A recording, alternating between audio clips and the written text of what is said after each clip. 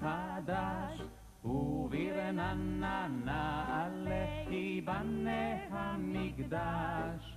עיר ציון תמלא, ושם נשיר שיר חדש, וברננה נעלה ייבנה המקדש. עיר ציון תמלא, ייבנה המקדש, ייבנה המקדש, ייבנה המקדש. עיר ציון תמלא, ייבנה המקדש, ייבנה המקדש, ייבנה המקדש. עיר ציון תמלא, ושם נשיר שיר חדש, וברננה נעלה ייבנה המקדש. עיר ציון תמלא, ושם נשיר שיר חדש, וברננה נעלה ייבנה המקדש.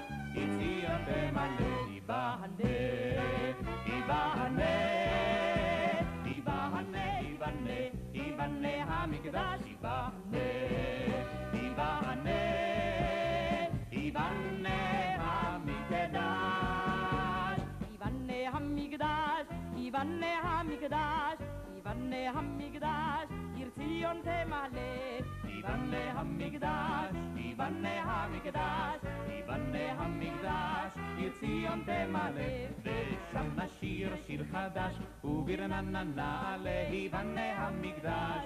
עיר ציון תמלא, ושם נשיר שיר חדש, וברננה נעלה ייבנה המקדש. עיר ציון תמלא, ייבנה, ייבנה, ייבנה, ייבנה, ייבנה המקדש. ייבנה, ייבנה, ייבנה המקדש. ייבנה המקדש, ייבנה המקדש, ייבנה המקדש. עיר ציון תמלא, ייבנה המקדש, ייבנה המקדש, ייבנה המקדש. עיר ציון תמלא, ושם נשיר שיר חדש. It's really nice.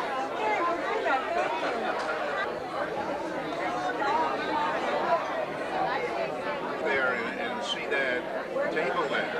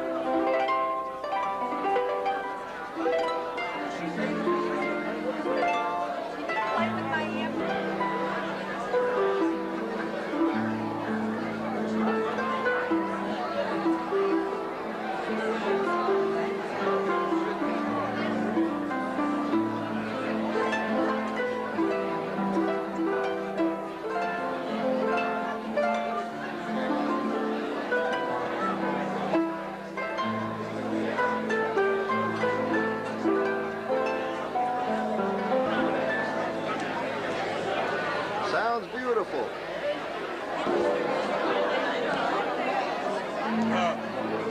Turn around. Okay. Photograph. Your picture will be in the New York Times tomorrow. New York Times. Good.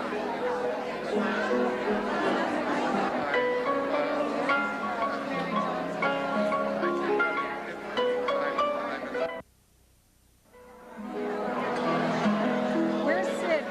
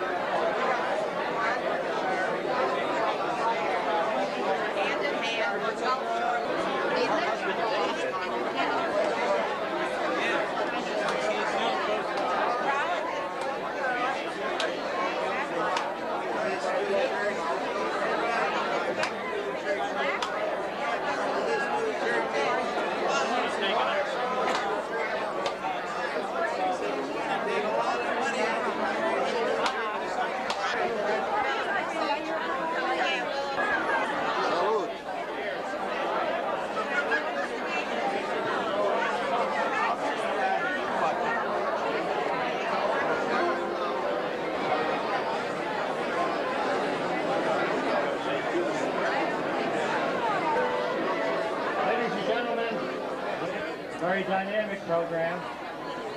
We want all of you to eat some caviar. For the Jew, we are compelled to give thanks. And so we give thanks on this evening. We give thanks for the goodness of food that we have enjoyed. And more do we give thanks for the vision, the hopes that are gathered here, the friendly faces. We know, we read how good it is and how fitting when brothers and sisters gather together. We are one family setting out on a common journey on this special evening. And as Jews do at the significant moments of our lives, join with me as we recite the words of the Shehechianu beginning. Baruch atah Adonai Eloheinu melech haolam shehechianu v'kidimanu v'higyanu v'azman hazeh. Amen. Mr. Murray. Sales, the plans of our new Temple Shalom. And I bring you the warm greetings and welcome of the Board of Trustees of Temple Shalom. To start with, County Commissioner Bert Saunders was going to say a few words this evening. I know County Commissioner Mike Volpe is here, but Bert Saunders had a previous engagement. As you know, or some of you know, tonight is a March of Dimes, very, very big celebrity night, and he was pre-committed. So I do apologize, but he wishes you the best. I would like to read a proclamation from the City of Naples to all. 7th, 1989. And whereas the event will serve to open the campaign to raise $1.5 million to build a new congregational home, and whereas members of Temple Shalom have watched their congregation grow from just a few who met in a small room in the Coast Federal Savings and Loan Building in 1973 to 355 families today, and whereas the Temple's present home at 1575 Pine Ridge Road is filled to capacity and larger facilities are needed to accommodate the religious school and the many year-round activities of the congregation. And whereas the completed plans for the new temple will be unveiled at the gala event on November 27th, with groundbreaking expected in the spring of 1990 and completion anticipated by August of 1991. Now therefore, I, William E. Barnett, by virtue of the authority vested in me as Vice Mayor of the City of Naples, Florida, do hereby proclaim Monday, November 27th, 1989, to be Temple Shalom Day, and urge all members to join Rabbi Seth, Phillips, and me in enthusiastic support of the building campaign. Thank you very much. Thank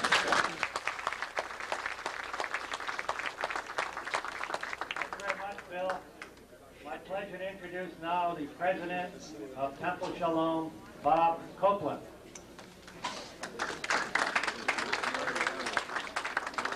Thank you very much, Murray. It's a pleasure for me to be here, and I welcome all of you to this gala occasion where we are talking about the next step in the growth of the Jewish community of Naples. The other day, we closed the transaction where we sold this building and these premises to the First Baptist Church across the street. And it was at that moment that I fully realized that we are on our way. We are going. And about a year and a half from now, 2 years at the most, we will be occupying our new home. I would be remiss if I didn't thank Murray Hindle for the tremendous work that he and his committee have done up till now, and will be continuing to do. I can't mention all of them. There are too many who have helped in this project up to date.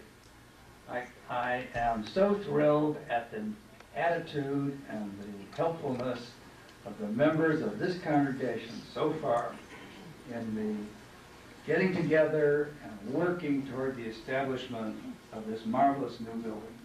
I'm thrilled for our congregation, and I'm thrilled for our community. God bless everyone.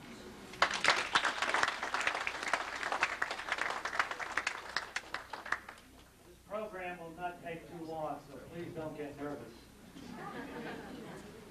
Contemplating our plans for this new temple and all that has transpired in the past few months brings to mind a tale called The Rabbi's Gift.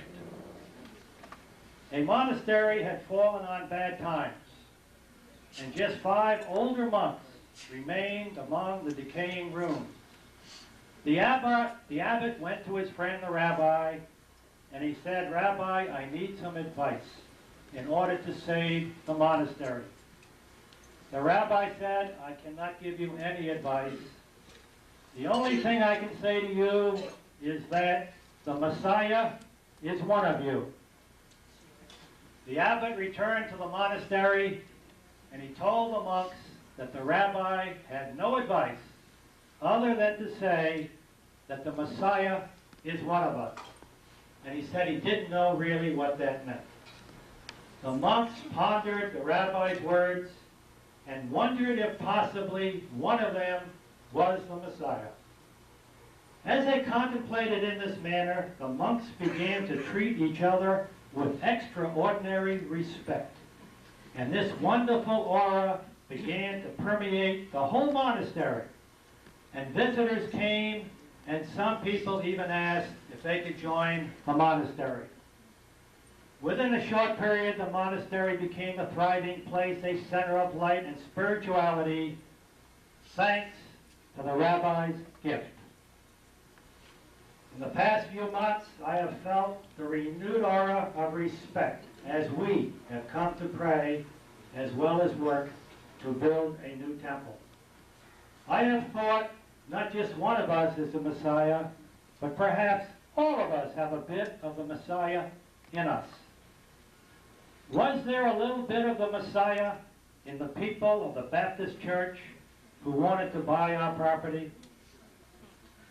Or the wonderful group of young pillars of this community who bought the land and donated it to our temple? Or our new rabbi who arrived with his gentle, sensitive love and zeal that has captured our hearts? Isn't there a bit of the Messiah in each of you who have come forward with your gifts, enthusiasm, and labor? And surely in this temple today, there is a new respect for each other that will help us all thrive. I am indeed grateful to all of you for the beauty of spirit that has surrounded me and the committee on this wonderful undertaking. Your generosity and sincerity to date has been overwhelming, and I would like to mention just a few of the many wonderful gifts that have been offered to us.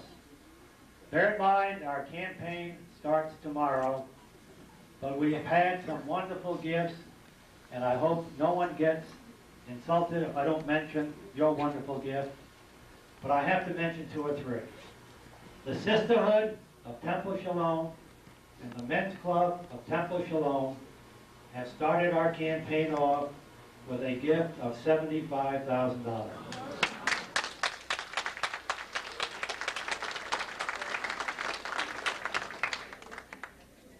A classroom in honor of the first Jewish residents of Naples, Bill and Charlotte Frischel and Francis Gilman, has been donated by their daughter and niece, Susan Frischel.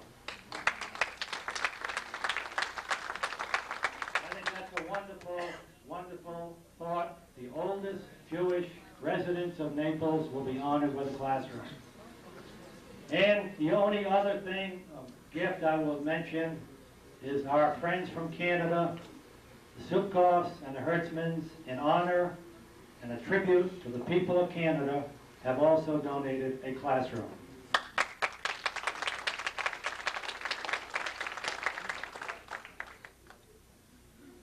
All the gifts, some large, some small, all from the heart and all sincerely appreciated.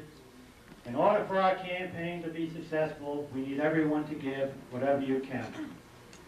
And I'm very, very pleased to announce tonight that at the beginning of this wonderful evening, we had accumulated voluntarily in gifts, and I need a drum roll or something, and I need Mel to come up here.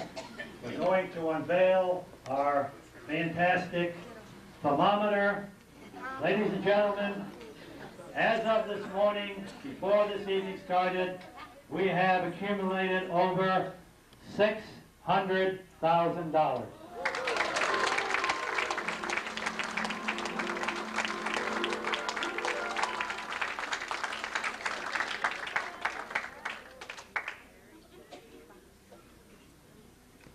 And I have to tell you, I've had some gifts made this evening which has increased that total. Now, it's my pleasure to introduce Rabbi Seth Phillips.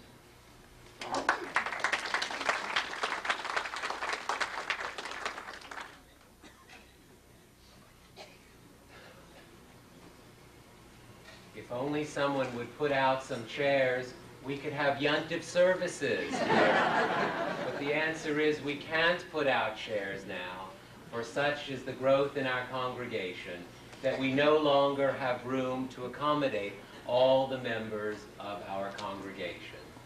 This organization, this community, is in my mind thrice blessed, for this is the third time where Jews from Naples, visitors from throughout North America have come together to express their faith in this community.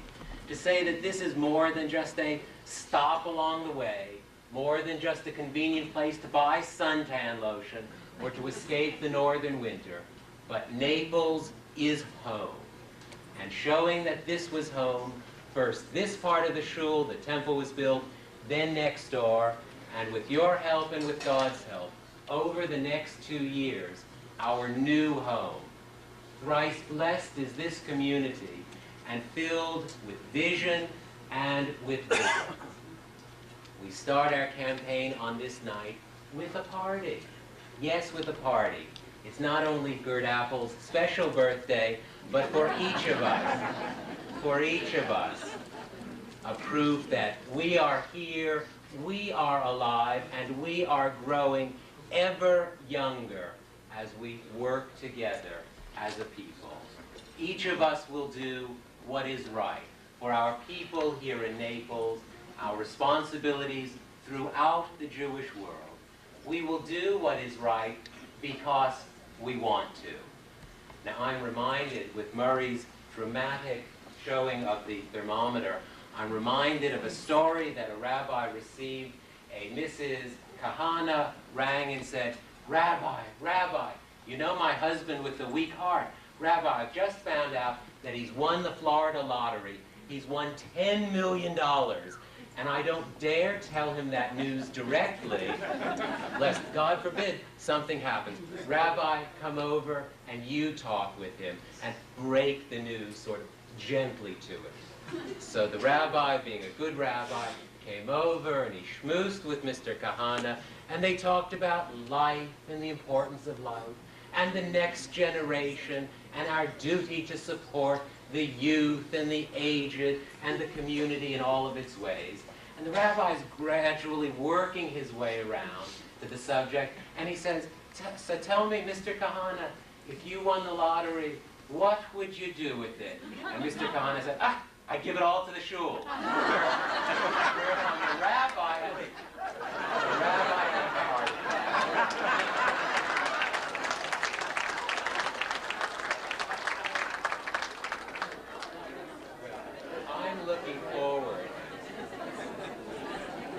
I am looking forward over the next many months and over the next 2 years to have my heart pounding continually, because each of us will be involved. Each of us will do what we can, from the young man who has volunteered again to transport, to run with the Ner Tamid from this site down Pine Ridge Road.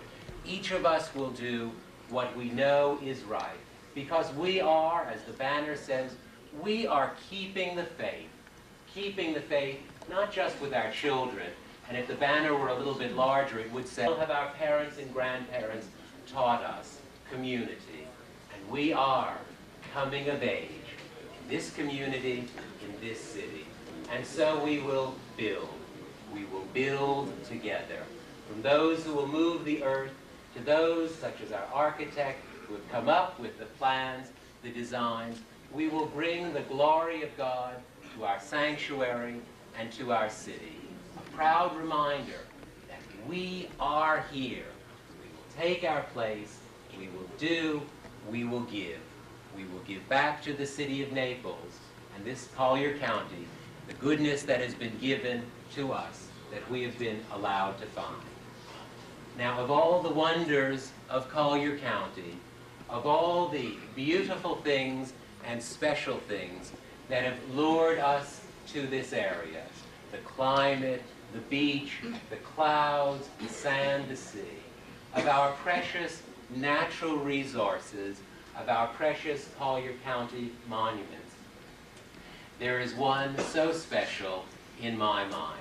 I didn't know all of the beautiful things that were here in Collier County when I accepted the call to come to Temple Shalom.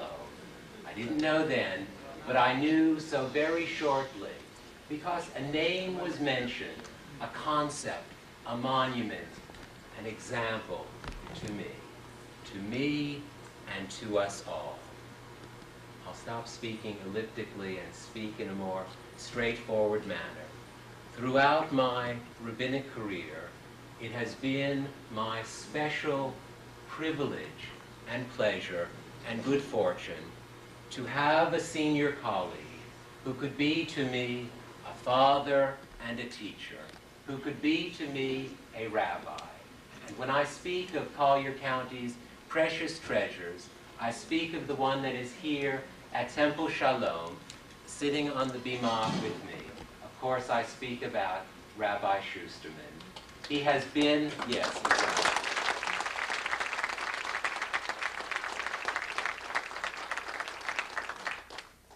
Rabbi Shusterman, together with Rose, they have been the ones who have kept the faith, who have been the pioneers here, who have seen this community grow.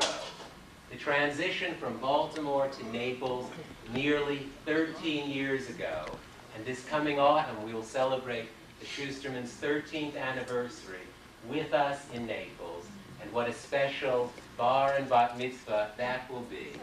They were the ones who saw the potential and guided and nurtured us, and in nurturing us have made it possible for this community to grow, so that I heard from my colleagues, especially Rabbi Ed Cohen in New Orleans, come to Naples, and it will be good. And it not only will be good, but it is good. And I and all of us owe a debt of thanks to Rabbi Shusterman. How do we repay that debt? We do it in the most Jewish way possible, with something that is alive, something that will leave its mark of beauty and example for the next generations and generations. Those of you who have looked at the plans, those of you who have seen the models, have noticed so much greenery that is around the temple site. Of course, that is why we chose that area, because we are in Florida. With all the splendors of nature, our temple will look out upon it. We will tame nature but a little and bring its beauty so close to the temple. I speak of the gardens that are to be in the front of the temple. And it was with the unanimous decision of the Board of Trustees of Temple Shalom that the gardens, the entryway to the temple, shall be known as the Rabbi Abraham and Rose Shusterman Gardens. It is for their honor that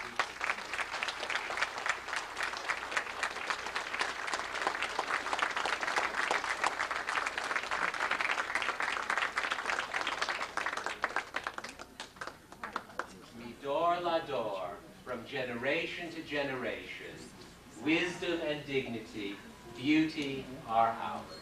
It's a pleasure to ask my colleague and my teacher, Rabbi Shusterman, to speak with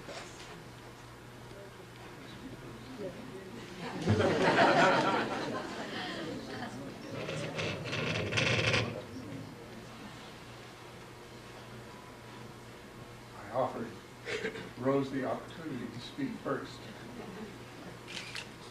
And strangely, she declined the opportunity. Thank you. What can I say, Seth? officers, Bob, Murray, Mel. What can I say in Rose's name and mine, except to thank you? And to look out and to say what I'm sure is running through the mind of a man like Bill Barnett tonight, because Bill was the chairman of the committee that invited me to come here. I'm sure that Bill is thinking what I'm thinking now. How wonderful it is, how we've grown. 13 years ago, we never anticipated anything like this. Here it is, and we're still growing. And in Rose's name and mine, I thank all of you, Rabbi, board, friends, for this wonderful gift in our name, which we will enjoy, I'm sure, if we are privileged to see it, and our children, I trust, will enjoy. And when our grandchildren come to Naples, I trust that they will visit it and enjoy it.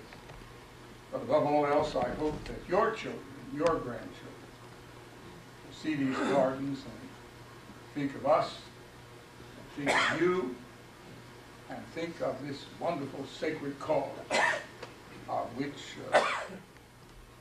Bob spoke, Murray spoke, Rabbi spoke so eloquently. That sacred cause which is so meaningful to all of us. And so what can I do except to thank you, and to thank you from the very bottom of our hearts. Now, I was asked by Murray Hendel to make a speech tonight, and I'm going to make a very brief speech. Before I knew anything about this, before this evening came, I had some thoughts in mind that I wanted to share with you. Strangely enough, in one way or another, they have been anticipated by Murray Hendel and by the Rabbi. The wonderful things that they've said about our future. And yet, from my point of view, since I'm the one whose sermons you've heard these many years, I'm the one who has interpreted Judaism to all of you, I would like to make this statement about the significance of this hour and of this venture from my point of view.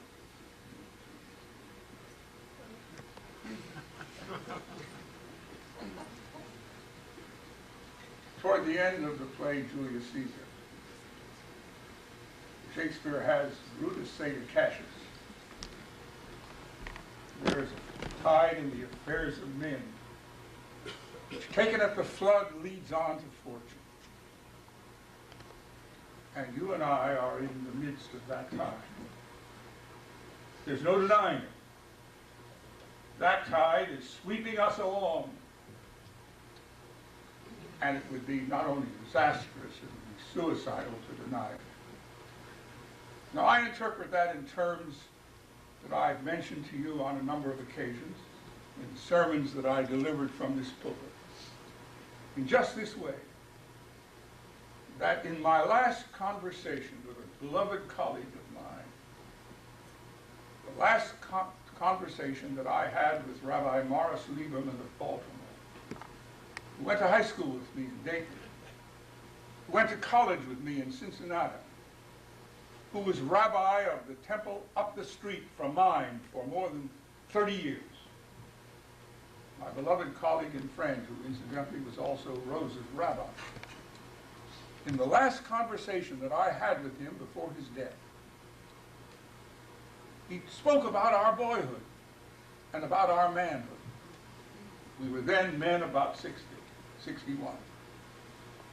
And he said to me, as we look back upon our lives, it looks as if we'll look forward into the future. It looks as if we'll have many decisions to make.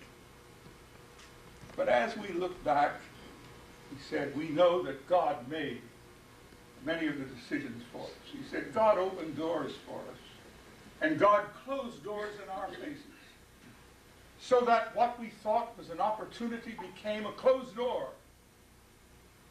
And then some door opened, and we walked through that door because God had opened it for us. And then he specified that I had gone to this community and he had gone to that community, that I had been promoted to this congregation, and that he had been promoted to that congregation. And the doors opened. God opened them for us. And then he spoke about our personal lives, about our meeting our wives accidentally, falling in love, led by the hand of God. Well, there's a tide in the affairs of men, you see, that taken at its flood leads on to fortune. So it was that in that way I went from Athens, Georgia to Tulsa, Oklahoma. I went from Tulsa, Oklahoma to Baltimore. Other doors closed in my face, but God opened those special doors for me, and I walked right through them. And it might have been suicidal if I had said no. And I met Rose.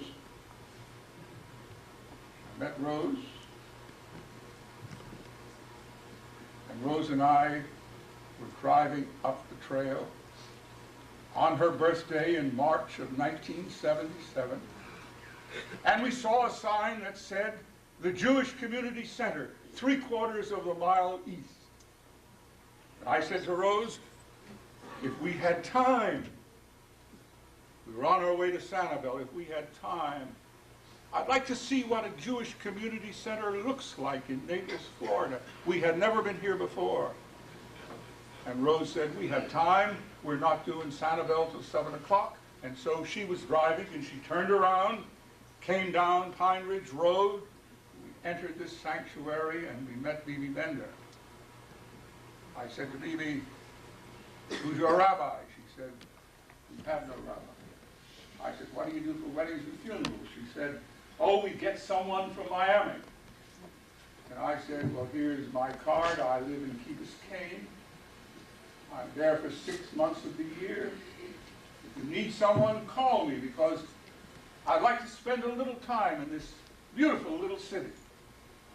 Well, 4 or 5 days later, when we had returned to Key Biscayne, I received a call from Lou Ballin, the president of the congregation, asking me if I would come to Naples and lead a congregation of people who were older, people who would respond to the leadership of a man who was retired. And I said, I'm already 70 years of age. I don't want to come back to work. And he said, well, why don't you fly over here and look it over? So Rose and I got on a little plane. We came here. We were met at the airport by Bill Barnett, who was chairman of the committee. And we met some others, Herb Razan, Bob Beckler, some of the other leaders of the community. We sat down, we talked. We fell in love with the people and Naples. And we decided to give it a trial for 6 months. And we said one condition, you'd have to find a place for us to live. 5 or 6 weeks later, we were already back in Baltimore. And Bill called us and said, we found a number of places for you to choose. That time I said, Bill, I'm no longer interested. I've had some family problems. My daughter's been in a terrible automobile accident. She's still in the hospital. I'm no longer interested. And Bill said, well, give it a try. Fly down here for a day. Look it over again. Rose and I came down, and our love here was renewed. We fell in love again with the community. And that was 13 years ago. The hand of God, you see. It had meaning for us. You think it had meaning for you. God opened this door, and we could not say no. Now, later in the conversation in Julius Caesar, Brutus says to Cassius, having spoken about there's a tide in the affairs of men which taken at the flood leads on to fortune. Brutus said to Cassius, on such a full sea are we now afloat. On such a full sea are we now afloat, meaning God is pushing us, beckoning to us, opening doors to us. We have to open those doors and walk through. That's the situation in which Temple Shalom finds itself now. This I believe with all my heart. This is not your doing only, this is God's doing. First of all, look at this full tide. look at this full sea. First of all, these wonderful young people presented this congregation with that magnificent piece of property 5 miles from here. Second, our neighbors, the Baptists next door, want this building and made us an offer that we could not refuse it. The community is growing. Not only the community of Naples, but the Jewish community. It's burgeoning. It's busting out all over. We're breaking the walls. We need that which God beckons us to. Then we have a president who, at that stage of his presidency, saw the writing on the wall, saw the doors open. And we had also, as part of this full seed, Murray Hendel, to give us that leadership, to show us, dear friends, that what one person strives to do with all his mind and heart and soul somehow can be accomplished. Then we had the appearance here, as Murray pointed out, of Rabbi Phillips. Oh, I want to make another statement to you. This comes from the very bottom of my heart. For 3 years I was president of the Baltimore Jewish Public Relations Council. For 20 years I was a member of that council, which comprised every possible Jewish agency. B'nai B'rith, ADL, American Jewish Committee, American Jewish Congress, every congregation, the labor group, representatives of every Jewish agency in that Jewish community of at least 100,000 people. I was president for 3 years, which meant that every public relations program and problem came through me and my executives. I know how important it is to answer the defamer. I know how important it is to write letters to the paper. I know how important it is to visit mayors and governors and superintendents of schools, to plead our cause and to answer those who accuse us. But I say to you that in terms of public relations, there's a positive program of Jewish living, in a community of Jews and Catholics and Protestants in a way that will inspire, in a way that will uplift, in a way that will evoke the admiration of everyone. A positive program. Those of you who were privileged last Thursday to be present at the Moorings Presbyterian Church, attended by a few blacks and a few Jews, a number of Catholics, but mainly the Protestant leadership of this community. Those of us who heard Rabbi Seth Phillips speak, not as an answer to defamation, not in argumentation, but presenting a positive Jewish, Judeo-Christian message of faith. Those of you who heard him know that this is the way. I, for one, feel that what God is saying to me now is undergird this man's ministry by building for him too. Give him the best equipment. Give him the best facade, the best front that we can give him, that he will do something for us and for our children and for our grandchildren and for the Jews in this era. Well, such a full tide are we now afloat. In other words, I have the feeling that God is opening doors for us. And I am not going to be the one to say no to God. Tonight, Mr. Chairman, Mr. President, I join you in saying to God, yes, here we are.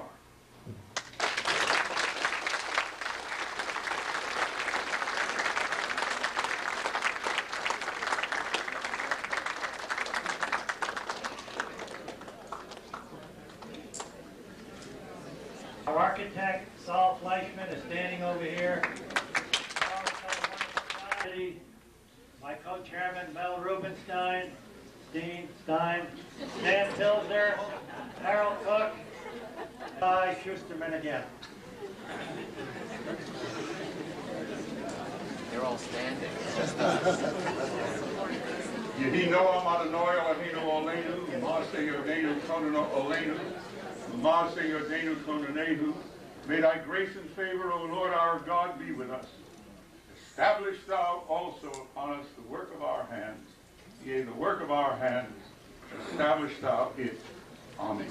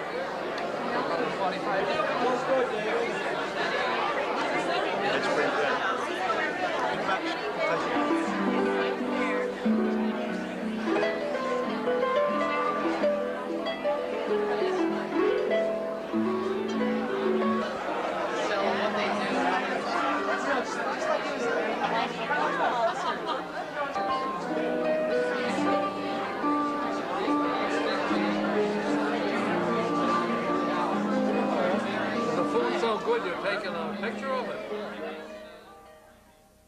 Nowhere to change.